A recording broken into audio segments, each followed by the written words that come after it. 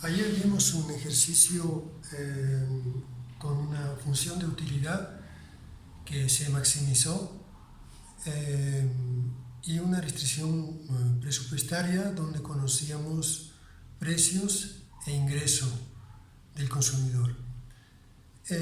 Hoy voy a insistir en esa tipología de ejercicio que es bastante frecuente en estos exámenes, donde igual tenemos información sobre la función de utilidad, la recta presupuestaria, y se trata del ejercicio número 20 de la guía de estudios que nos mandaron de la UAM. Este ejercicio nos da una función de utilidad que dice U igual A que multiplica x sub 1 a la alfa y que multiplica x sub 2 a la beta, elevado a la beta. Y un ingreso que lo llama M, que dice es la sumatoria con I que va de 1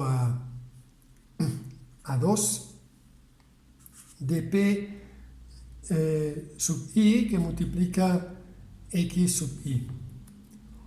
Bien, entonces,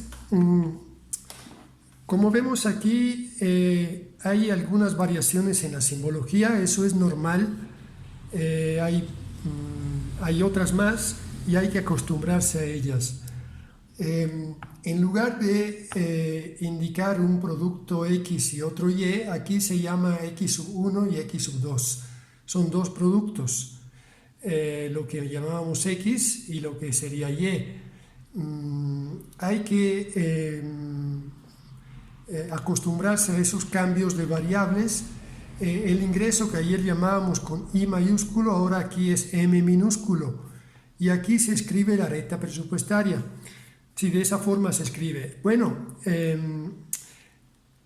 como digo, hay que acostumbrarse a esos cambios de simbología. En este caso, el signo de sumatoria, como son solo dos bienes y va de 1 a 2, la recta presupuestaria se escribiría así: M igual P sub 1, X sub 1, más sumatoria, entonces más P sub 2 que multiplica X sub 2. Y ese es el ingreso nominal. Bien, luego nos dice en el ejercicio que tenemos los siguientes valores numéricos. El coeficiente A mayúsculo de la función de utilidad tiene el valor 10. Alfa y beta son iguales, entre ellos iguales a 0.5, es decir, un medio. Y P sub 1 es 1 y P sub 2 es 2. Un peso, 2 pesos. El precio de X1 es P sub 1, 1, y el precio de X2, X sub 2 es P sub 2 igual a 2. Bien, entonces inmediatamente escribimos el problema con estos valores, sustituimos los valores numéricos a las funciones. Hay que maximizar una función de utilidad que es igual a 10 que multiplica X sub 1 a la punto 5 que multiplica X sub 2 a la punto 5. Y con un ingreso M que es también está entre los datos del problema. Lo vuelvo a escribir aquí arriba. M es 50. Entonces 50 igual X1, X sub 1 más 2X sub 2. Bueno, entonces, como ven, el problema es muy parecido al que teníamos ayer, con la única diferencia que tenemos aquí exponentes decimales o fraccionarios. Bueno, Ayer indicamos una metodología general que es calcular las dos utilidades marginales, dividirlas entre ellas y poner esa fracción de utilidad marginal de un bien entre la utilidad marginal del otro igual a la relación entre los dos precios. Y bueno, de ahí sacamos una ecuación que pusimos en un sistema con la recta presupuestaria. Ahora, lo que quiero ver hoy no es tanto la aplicación de este método, que se lo dejo como ejercicio. Ahora ustedes lo pueden hacer con estos datos. Yo quiero mostrarles que hay como un método rápido de solución de casos como estos. Y eso sucede cuando la función que hay que maximizar es una función del tipo Cobb y Douglas. Cobb y Douglas son dos, un estadístico, un ingeniero que se ocuparon sobre todo de funciones de producción, y hay algunas de ellas que ahora se denominan funciones de producción Cobb-Douglas, pero por analogía, digamos, a la función de producción Cobb-Douglas, se puede también hablar de una función de utilidad del tipo Cobb y Douglas.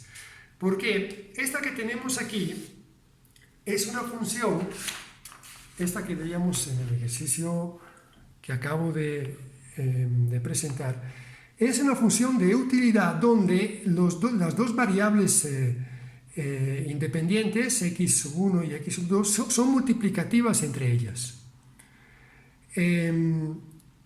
Y al tener una función que hay que maximizar de este tipo, con las variables independientes que son multiplicativas entre ellas, se denomina esta función una función del tipo Cobb y Douglas. Y como veremos, si se trata de funciones de producción, se llaman funciones de producción Cobb-Douglas. En este caso no es una función de producción, es una función de utilidad, pero tiene esa característica típica de las funciones Cobb y Douglas. O sea que las dos variables independientes, x1 y x2, son multiplicativas. Bien, entonces, esta función de producción tiene varias propiedades interesantes, por eso son muy utilizadas dentro de la micro neoclásica. Hablando de teoría de consumo, la peculiaridad de esta función de producción, de utilidad, es que el gasto en cada producto, en cada bien, se puede determinar fácilmente de la siguiente manera. El gasto en X1, fíjense que el gasto en X1 no es X1, X1 es la cantidad de demanda. El gasto es el producto entre esta cantidad y el precio unitario. Este es el gasto, cuántos pesos gasto para comprar el producto X1. Bien, ese gasto es una fracción que es dada por el exponente de X1, alfa,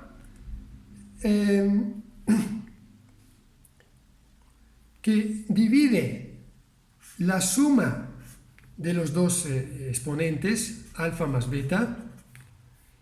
Y bueno, esta fracción la aplico al ingreso para determinar cuánto se gasta en X1. Y el gasto en X2 resultará el exponente de X2, beta, sobre la suma de los dos, que multiplica el ingreso. Entonces, el hecho de reconocer que una función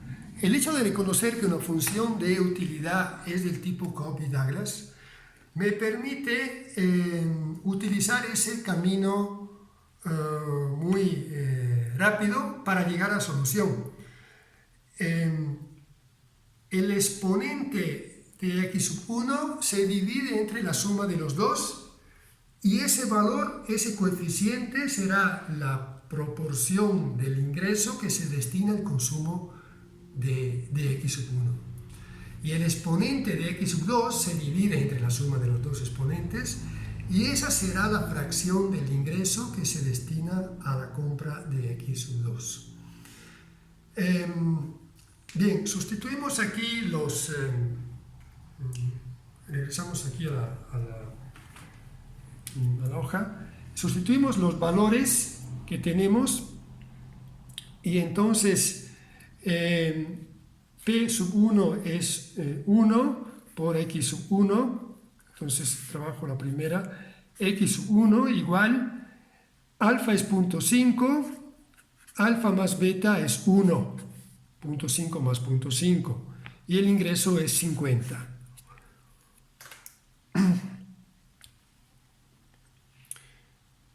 Bueno, 0.5 sobre 1 es 0.5, que es un medio, y por lo tanto el gasto, la compra, la cantidad de x1, de unidades de x1 que se compran por parte de este consumidor, resulta ser un medio de 50. Y un medio de 50 es 25 unidades. Inmediatamente llegamos a la solución. No es necesario resolver sistemas, hacer muchos cálculos, como sucede en el camino general que hemos visto ayer, porque según ese proceso, ese mecanismo más general de solución de estos problemas, teníamos que sacar dos derivadas parciales, que en este caso se complican un poco, aunque al final deberían encontrar una solución bastante simplificada. Pero bueno, no es necesario cuando se reconozca que la función es una Cobb-Douglas, se aplica el procedimiento que estoy describiendo ahora y se llega inmediatamente a las soluciones. Entonces seguimos aquí, P sub 2 que multiplica la segunda, P sub 2 que multiplica x2 es 2x2 igual beta 0.5 sobre alfa más beta 1 de 50. Y ahora tengo 2x2 igual a 25, porque 0.5 por 50 da 25, y por lo tanto x2 igual a 25 medios. Paso el 2 del otro lado, que da 12.5. Entonces estas son las dos soluciones, x sub 1 igual a 25, x sub 2 igual a 12.5. Lo pueden comprobar con el método general que vimos ayer, sacando las dos derivadas parciales y haciendo el sistema. Pero aquí llegamos fácilmente e inmediatamente a estas soluciones. Entonces acuerden que el caso que estoy mostrando ahora es un caso bastante frecuente. ¿Por qué? Cuando las curvas de indiferencia tienen esa forma convexa que veíamos, que representan en su forma geométrica un hipérboles, suele ser esta la denominación en términos analíticos de la función. Es decir, las dos variables independientes, que son los dos bienes, son multiplicativos entre ellos y elevados a un exponente. En este caso se nos facilita porque el exponente, la suma de los dos exponentes da 1, entonces cuando dividimos inmediatamente nos sale el resultado. Si no, hay que hacer un poco el cálculo, pero siempre sigue siendo un método mucho más breve y aconsejable para resolver rápidamente estos tipos de ejercicio. Pero repito, debe ser identificada la función del tipo Cobb y Douglas, si no, no se puede aplicar el método. Bien, termino esta presentación de hoy mostrando un poco el percurso que ahora nos toca